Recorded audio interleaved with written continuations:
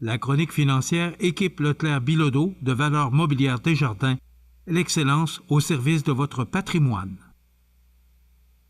Avec l'équipe Leclerc-Bilodeau de Valeurs mobilières Desjardins, optez pour l'excellence. Nous vous proposons des stratégies sur mesure pour bâtir, préserver et optimiser votre capital. Votre patrimoine mérite la plus grande expertise. Je vous souhaite la bienvenue à cette autre chronique financière. Je suis en compagnie d'Étienne Chaput, qui est conseiller associé en gestion patrimoine chez l'équipe Leclerc-Bilodeau. Étienne, bonjour. Bonjour, Michel. Et vous avez un invité aujourd'hui, Zachary Houle, qui est CFA, conseiller associé en gestion de patrimoine. Oui, bonjour, Zachary. Bonjour, Michel. Étienne, oui. Commencer tout de suite avec vous. Oui. Planificateur et CFA. CFA, c'est charte de l'analyse financière. Zachary nous expliquera exactement ce qu'il en est. Exactement. Pourquoi le planificateur avec le CFA? Bien, dans votre portefeuille, dans votre analyse financière, il y a une grosse partie qui est le portefeuille. Donc, moi, de mon côté, avec la planification financière, on établit le chemin où se rendre. C'est le pourquoi qu'on utilise l'argent, quel plan qu'on peut mettre en place. Et en même temps, un coup qu'on a ça, il faut que notre portefeuille grandisse à la hauteur de ce qu'on s'attend. Et c'est de là que Zachary arrive, notre constructeur de portefeuille, pardon. Bon, Zachary, vous êtes le constructeur de la planification. C'est quoi exactement un CFA? Bien, le CFA, c'est un titre professionnel, là, tout d'abord. Là, c'est un titre professionnel mondial maintenant, qui est reconnu vraiment à travers la planète, qui est comme un peu le titre, je dirais, le plus prestigieux pour la gestion de portefeuille. Puis vraiment, en termes de tâches, là, un peu comme Étienne disait, nous, ce qu'on s'assure vraiment, c'est que le portefeuille soit aligné avec les objectifs du client, puis vraiment qu'on atteigne les objectifs en termes de risque, en termes de liquidité, d'horizon d'investissement. Logiquement, quelqu'un qui a des objectifs à court terme, on va s'assurer d'avoir un portefeuille qui répond à ces attentes-là, puis aussi qui répond aux attentes en termes de rendement que le planificateur financier va regarder avec le client. On vient travailler ensemble, on vient vraiment s'assurer, un peu comme Étienne disait, qu'on optimise un peu le portefeuille et qu'on continue d'aller dans la bonne direction. Bon, mais là, chacun, vous avez votre travail. Oui. C'est quoi la différence entre toi, Étienne, puis avec Zachary? Bien, moi, quand je rencontre le client, on fait la cueillette d'informations. Donc, on regarde, on comprend la vie du client. Donc, on essaie de voir, où ce qu'il veut aller, par exemple, à quel âge prendre sa retraite, qu'est-ce qu'il veut faire à la retraite. C'est important. C'est important de tout établir le but du pourquoi on veut de l'argent. Un coup qu'on a établi le but du pourquoi on veut de l'argent, là, il faut trouver comment qu'on fabrique cet argent-là. Comment qu'on atteint le montant qu'on doit atteindre. L'objectif fixé, là. Oui, l'objectif fixé. Puis, Zachary, de son côté, lui, choisit les entreprises qui vont dans le portefeuille, les analyses, donc nous permettent d'avoir un rendement qui est plus optimal pour aller plus vite. Dans un sens, l'image, c'est que nous, on trace la route, puis Zachary fait qu'on y va plus vite sur la même route. Parce que s'il n'est pas avec les rendements de portefeuille, plus vite qu'on a un rendement, meilleur que nos rendements sont, bien, c'est ce qui nous permet d'atteindre notre objectif et même des fois de devancer nos objectifs, là, soit de retraite ou d'achat de... Et vous, Zachary, c'est quoi exactement votre mandat précis par rapport au travail que... Parce que ce que je comprends, Étienne, vous, c'est plus du défrichage et Zachary fait le gâteau là, pour...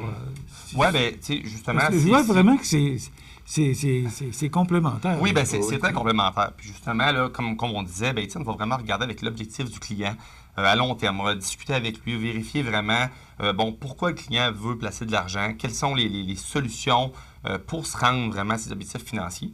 Une fois que ça s'est dit, une fois que ça s'est compris, nous, de notre côté, on doit vraiment s'assurer, comme je disais, que le portefeuille répond, qu'on ne vienne pas prendre du risque excédentaire, qu'on vienne vraiment s'assurer que le client a toujours les liquidités pour répondre à ses besoins.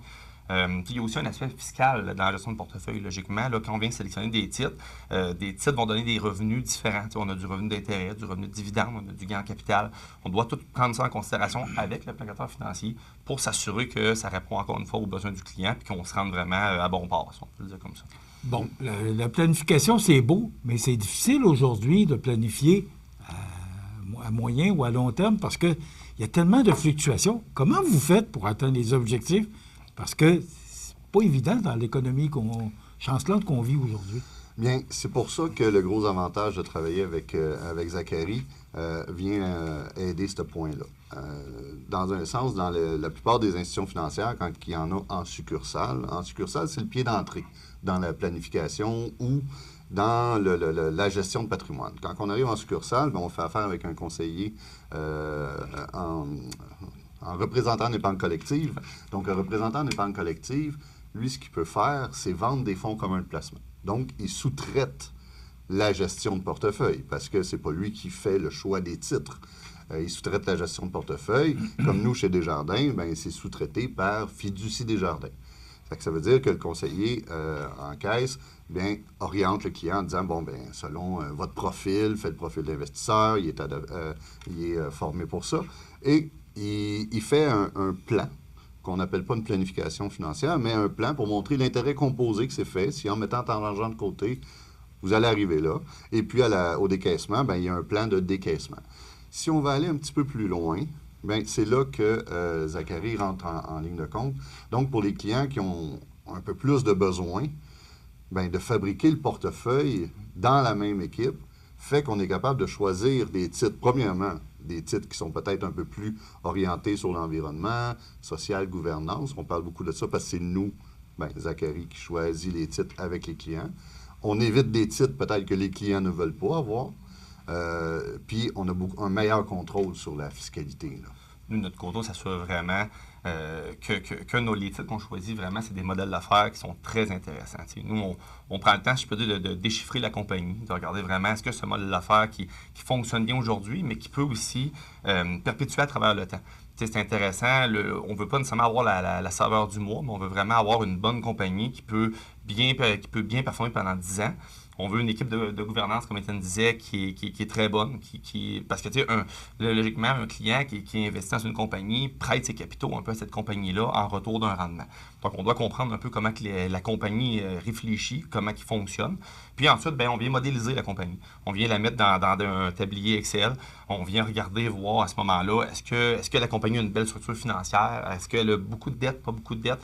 C'est un peu comme un humain, là, une compagnie ne peut pas avoir un niveau de dette trop élevé. Puis, elle doit avoir un prix raisonnable. Nous, de notre côté, là, on prend le temps d'analyser une compagnie, de vérifier, puis on est capable d'arriver avec un chiffre assez précis, de dire la compagnie devrait avoir un prix là, X, et puis si elle ne l'a pas, logiquement, soit qu'elle est trop chère ou pas assez chère, puis ça vient un peu nous aider dans notre choix. Ce que je comprends, là, c'est pas parce qu'un client a un beau portefeuille là, que ça assure sa retraite. C'est là l'importance d'une bonne planification. Exactement. C'est ça.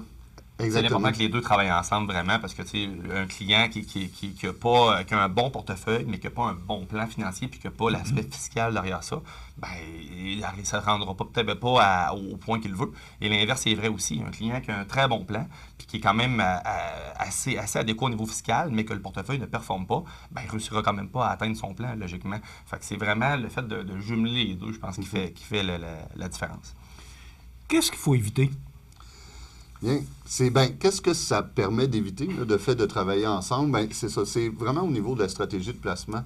Ce qu'on parlait la dernière fois avec notre ami Maude au niveau de la fiscalité, le choix d'avoir les entreprises listées dans un compte, puis de dire, on vend telle autre entreprise ou telle autre entreprise. Pourquoi je parle de ça? C'est que tantôt, quand on parlait de l'achat d'un fonds commun de placement, l'achat d'un fonds commun de placement, c'est des investisseurs qui se mettent ensemble pour pouvoir acheter plusieurs produits. Mais quand on a besoin de notre argent, il faut aller chercher la partie qui regroupe quand même toutes les actions. C'est qu'on vend des actions qui sont en gain, des actions qui sont en perte, on vend des obligations. On n'a pas le choix de « Ah, celui-là, cette compagnie-là, elle va moins bien, mais on sent qu'elle va monter, on ne la vend pas tout de suite. On peut attendre. » C'est que là, il faut vraiment vendre en groupe. C'est que, tu sais, quand on fait affaire avec des fonds communs de placement, on vend toute la solution ou on ne vend pas. C'est que pour pouvoir avoir besoin de notre argent. C'est ça, ça nous permet vraiment d'être plus flexible, essentiellement, de vraiment être capable de bouger le portefeuille en fonction de la situation des clients, puis on le sait, ben, on vit dans une vie qui est quand même dynamique, là, la situation bouge beaucoup. Fait que nous, on est capable vraiment de s'ajuster encore plus précisément pour le client, au niveau fiscal, au niveau de la liquidité, au niveau de l'horizon, on peut vraiment plus bouger, tandis que dans un fonds mutuel, c'est un portefeuille, hein, c'est un package, si on peut dire comme ça, là, qu'on achète, et puis on le vend ou on l'achète essentiellement, puis c'est tout. Quand on est capable d'avoir les composantes derrière, sans passer par l'intermédiaire, ben, on arrive avec un niveau de précision qui est quand même supérieur. Qu'est-ce que ça peut changer pour le client, Étienne? Bien, c'est ça, c'est un élément là, que je tenais à regarder, parce que quand on était en marché baissier 2022 jusqu'à la fin 2023, bien, dans nos portefeuilles, on n'est pas tout investi en actions. Il y a une partie en obligations. Cette partie-là, c'est revenu fixe. Donc, c'est comme votre solage. Ouais. Cette partie-là ne baisse pas quand on est en marché baissier, justement. Fait que ce qui arrive, c'est qu'on a un choix. Fait que si la personne est à la retraite et décaisse, on ne va pas chercher ce qui a baissé. On sait qu'il va remonter. Ces actions-là, on les laisse là. Donc, on a le choix d'aller chercher les produits qui ont le moins baissé ou qui génèrent un rendement pour pouvoir, remplir le rôle de liquidité. Ce que ça fait, c'est qu'un client est moins stressé. Parce que pendant 2 ans, mettons que ça baisse pendant 2 ans, bien, il sait qu'il y a quelques milliers de dollars qui est stable. Donc, on utilise celle-là. Puis dès que ça remonte, on reprend le côté qui est plus instable des actions, puis on en vend, puis on remet sur le côté stable. Ça fait que même si le portefeuille, en général, on sent qu'il baisse, il y a une partie qui assure notre liquidité. C'est le travail qu'on peut faire quand on fabrique votre portefeuille à comparer que quand il est sous-traité. Est-ce que c'est ça qui définit l'équilibré? Oui. Parce qu'il y a des différences là, sur les placements. Répondu. Qu'est-ce qui est préférable? Est-ce que c'est d'être un petit peu plus... d'être un petit peu moins peureux ou d'être plus peureux? Ça, c'est la question à 100 $, comme on dit, là. Mais... Et probablement que tout le monde vous pose cette question-là. Oui. Mais ça fait longtemps que je vais l'aborder. Bon. Moi, je pense vraiment que ça dépend de chaque situation. Chaque situation est différente. Chaque client a des besoins différents. Donc, c'est un peu ça notre mandat à nous deux, là, puis conjointement, c'est vraiment de trouver la bonne stratégie pour le client en fonction de ses objectifs.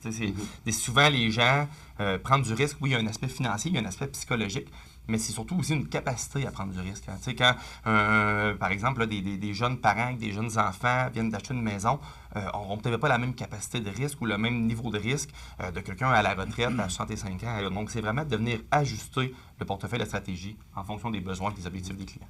Est-ce que le niveau de risque peut changer au fil des ans? Certainement. Oui, à travers la vie, il y a différents cycles, à travers la vie, différents stades. Puis on le sait, là, on le vit tous en accumulation, à un moment donné, on est en milieu de carrière.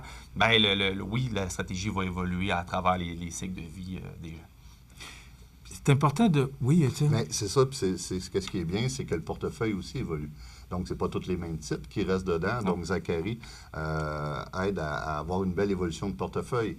Donc, on ne sort pas des titres parce qu'ils ont fait faillite ou qu'ils vont faire faillite. On sort des titres parce qu'on ne voit plus que le titre peut donner ce qu'on s'attend qu'il donne. Exactement. C'est pour ça que c'est bien important d'avoir la main sur le volant. Puis, en période de stress, bien, quand on comprend ce qu'on a dans notre portefeuille, parce que Zachary, il connaît par cœur, là.